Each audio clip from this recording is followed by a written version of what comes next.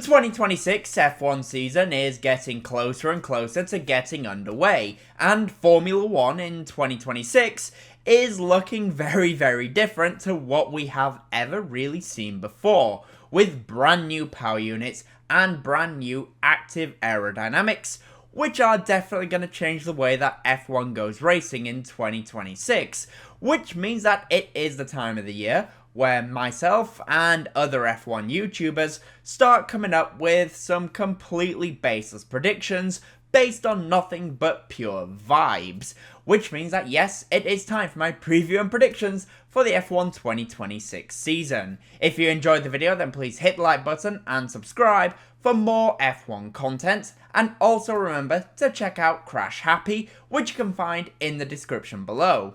But now, let's get into the video. As usual, I will be talking about the top teams later on, so please do stick around for that. Yep, F1 is back for a new season in 2026, and with the new era, we are seeing the arrival of a completely new 11th Formula 1 team in Cadillac. Yes, General Motors and Cadillac will be joining the grid, but they won't be powered by Cadillac themselves, as they will be powered by Ferrari, at least for now. And Audi are also entering the grid, replacing Sauber after they bought them out a couple of years ago. But Audi will be a fully works team, as they will be providing their own power along with taking over the team and their chassis department. Altogether, there will be 5 different power unit suppliers in 2026. Firstly, there is Mercedes, who will be supplying power to, well, Mercedes, McLaren, Williams, and Alpine. Ferrari will be supplying power to Ferrari, Haas, and Cadillac. Red Bull powertrains, with Ford, will be supplying power to Red Bull and Racing Bulls. Honda will be powering the Aston Martin team, and finally Audi will be supplying themselves. With this being a brand new set of power unit regulations, I can see the suppliers who have multiple teams have a bit of an advantage early on, as they can gather the most data during the crucial pre-season tests, and they will have the most data to make any necessary changes before the first Grand Prix. As mentioned, the power unit regulations have changed. The 2026 power units are looking to have an almost 50-50 split of power between power being generated from the engine and the electrical energy. This is a massive change, especially with the MGU-H being removed from the power unit system. The MGU-K power deployment is being increased from the current 120 kilowatts to 350 kilowatts, which is approximately 470 brake horsepower. The aero regulations have also had a huge overhaul. The DRS as we know it is gone. No longer will DRS be used for overtaking purposes. Instead, there will be 3 modes of active aerodynamics. There is the full aero mode, which is when both the front and rear wing will be down. This is generally going to be through the corners when the cars need the most amount of downforce and the most grip. So of course we don't really see any cars flying off track when their rear wings are wide open when they should be closed. The second mode is a newly added mode, which is the front wing active mode. This is where the front wing will be open, but the rear wing will still be closed to give them that rear downforce. And then finally, there is the fully open mode, which is where the front and rear wing will both be active. In the place of the drag reduction system then, there will be the brand new overtake mode that the drivers can use to help with, well, overtaking. Similar to DRS, in order to activate the overtaking mode, the driver behind needs to be within 1 second of the car in front at the detection point. Once they are within that 1 second though, they can activate overtake at any point on the circuit where overtake mode will be permitted. Think of it kind of like the DRS zones. When in overtaking mode, they will have a higher deployment of energy for a longer period of time to increase the chances of on-track overtaking. Honestly, I anticipate that we will see an increase in on-track overtaking, which is a positive, but I can potentially see a decrease in on-track battles. That being said, it is now announced that the defending driver can also use a deployment boost, as there are 3 modes: overtake, boost, and recharge. It will be interesting then to see how this affects on-track racing. As ever, with this being a brand new era, pre-season testing will be increased in 2026. The first test will be taking place behind closed doors at the Barcelona circuit in Spain at the end of January, which means that technically F1 2026 is already right around the corner. And this test will run from the 26th to the 30th of January. I have a feeling that the reason that this test is going to be behind closed doors is because some of the teams are not entirely ready for the brand new era yet, and they don't want to make themselves look a little bit silly when they turn up to testing and all the cameras are there and the cars just don't work. Also, I have a feeling it's because there is a chance that we will see some rule tweaks before the official tests get underway in February at Bahrain. When the season does get underway, there will be 24 races once again, with 6 sprint races, but the sprint race locations have changed from last year, and some of them don't make too much sense, at least to me. The 6 sprint locations are Shanghai, Miami, Montreal, Silverstone, Zandvoort, and Singapore. It does look like that the sprint calendar is less biased towards the end of the season, as we've seen recently, because Texas and Brazil are no longer in the sprint calendar. Also, of course, Qatar, which was a sprint race, but nobody really cares about Qatar. I am very surprised that Interlagos and Texas, though, has been dropped as sprint races. Those are 2 pretty good tracks for racing, so reducing the amount of racing that you see there doesn't make too much sense to me. Putting also the sprint races at Zandvoort and Singapore, 2 circuits which have historically been very, very difficult for on-track racing, doesn't seem to make too much sense to me. I have a feeling the reason they're doing it at Zandvoort is because it is the final race at Zandvoort before the Dutch Grand Prix drops off the calendar, but yeah, I'm not too fussed about there being a sprint race there or at Singapore. But we shall see, who knows, I could be wrong and it could be a lot of fun. I just want to say if you are enjoying the video so far, then I would really appreciate it if you hit like button and subscribe for more F1 content. But now, let's get back to the video and let's talk about Ferrari. For Ferrari then, the 2026 season is a very big and important year for the team. 2025 was a bit of a disaster, as neither Lewis Hamilton or Charles Leclerc won a Grand Prix.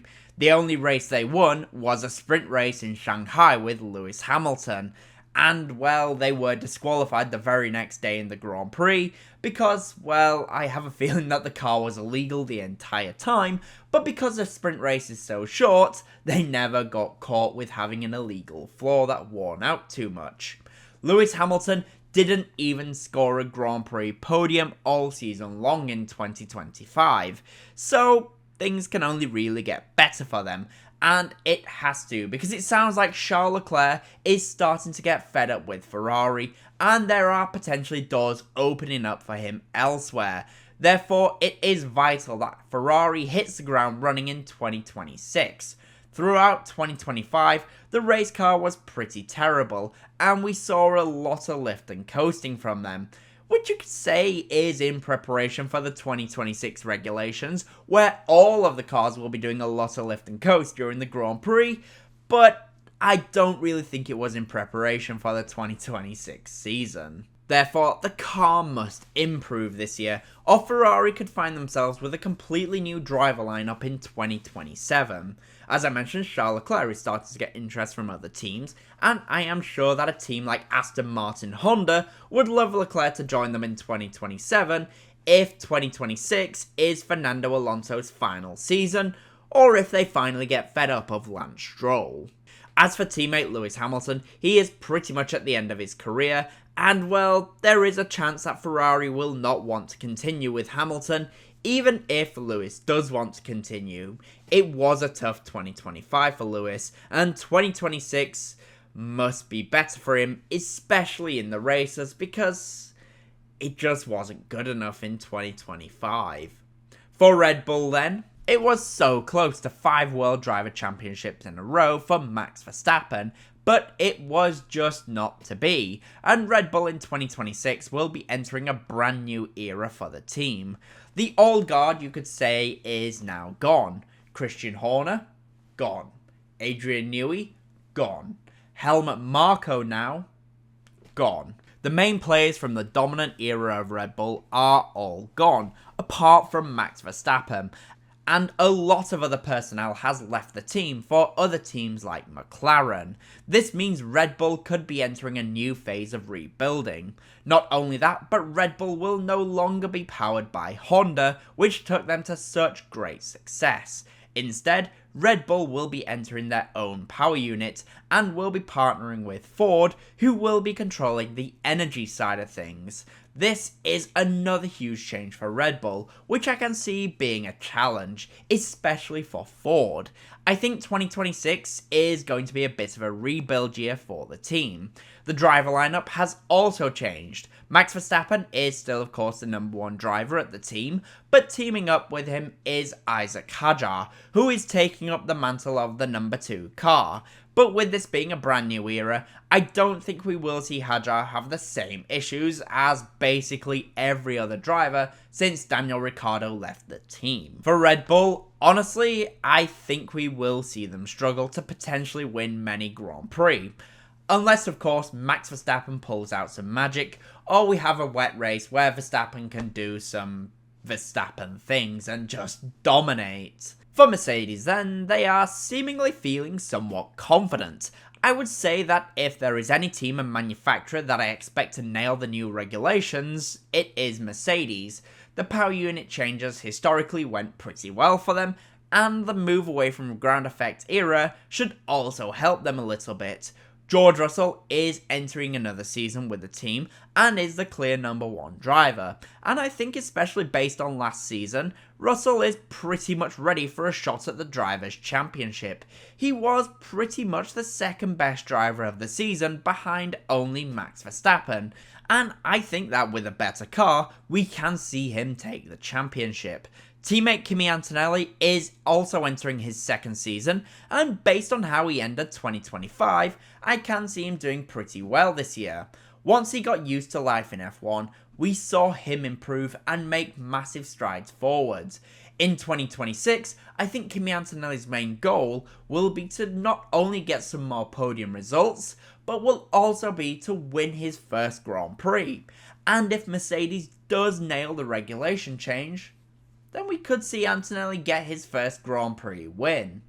Finally, for McLaren then, they are the defending world champions once again, but this time they are defending both the Constructors and Drivers' Championships, as Lando Norris won the 2025 World Championship and will be driving with the big number 1 this year. And for McLaren, it is a new year, and they need to ensure that they start this era a lot better than they started the last few eras. The 2015 era with Honda was a bit of a disaster. The 2017 rule changes didn't really go very well for McLaren, and the 2022 regulation change was an absolute disaster for McLaren. So they do need to make sure that they start 2026 a lot better than they started the last few eras. That being said, the team is in a much better place now than they were back then, so I can see things going better for them. Lando Norris, now that he is the world champion, I think will go one of two ways. He will either go down the route of Damon Hill, and we'll never really see him perform at that high level again. Or he will go down the Jenson Button route, where we will see him start to perform even better, now that the pressure of winning a world championship has been taken away from him. Teammate Oscar Piastri came close, but ultimately the run of poor races after Zandvoort left him out of the championship. Piastri needs to learn and improve at a few races, particularly Texas and Mexico, where he has been poor for a few seasons. If he does improve at those races, then with the rate of development that we saw in 2025 from 2024, we could really see Oscar Piastri come very good this season and potentially take the title fight to Lando Norris. If McLaren are fighting for the World Championship, that is. So with that in mind then, what are some of my predictions for F1 in 2026. Just remember, they are completely baseless and we've got nothing to go off of right now. Number 1, the Alpine team will be sold at some point in 2026. Yeah, I can see Alpine being sold at some point. The move away from Renault power to me signaled that the team is looking to sell.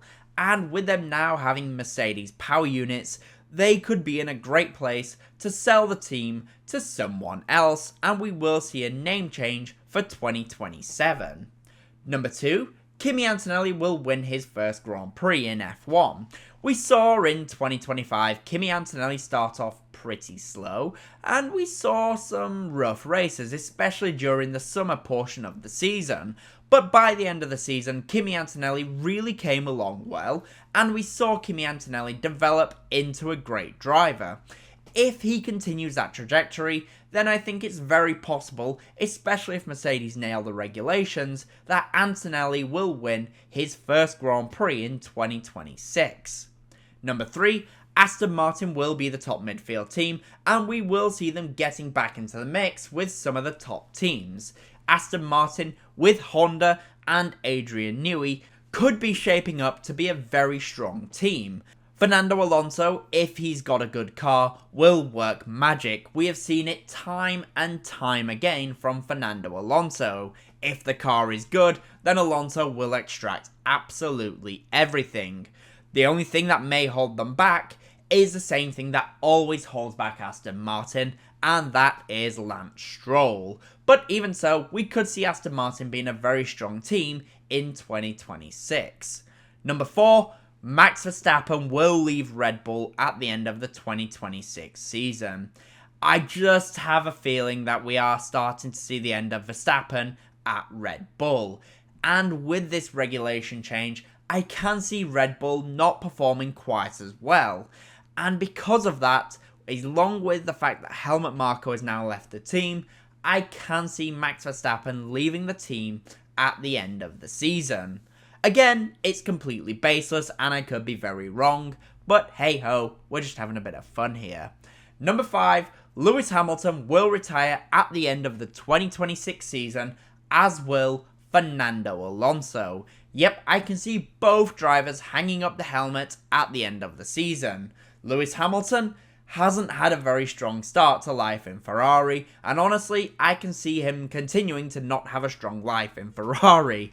Whereas Fernando Alonso, I can see him having a good final season, but he is getting pretty old now, and it's almost time for him to retire. He is still performing at a high level, and I can see Alonso having a good season, but I can see him starting to realise that there is life after Formula 1. Number 6, we will see a rule change before the season even gets underway with regards to the power units. Yep, I can see a rule change coming before the season even gets underway. It's why I think Barcelona is behind closed doors. It's because they maybe want to tweak the rules somewhat, because I have a feeling that they know that these power units are not going to work as well as they want them to work. Therefore, we will see some changes before the season even gets underway. Number 7, Mercedes will win the Constructors' Championship. Again, it's completely baseless, but the rumours are that the Mercedes power unit is looking very strong, and if that is the case, then we should see Mercedes looking pretty good, and with that in mind, I can see them winning the Constructors' Championship, which then goes to point number 8, which is George Russell will win the Drivers' Championship. Look, I know that there's one or two of you that don't really like George Russell, but he has been a fantastic driver, and with him leading the Mercedes team into this brand new era, if Mercedes do nail the regulations and win the Constructors' Championship, then I can see George Russell winning the Drivers' Championship. But those are some of my thoughts. The question is, what do you guys think will happen to F1 in 2026? In the comment section down below, please do let me know. And as always, please remember to comment, leave a like, and subscribe for more F1 content. And also remember to check out Crash Happy, which you can find in the description below. Thank you all so much for watching.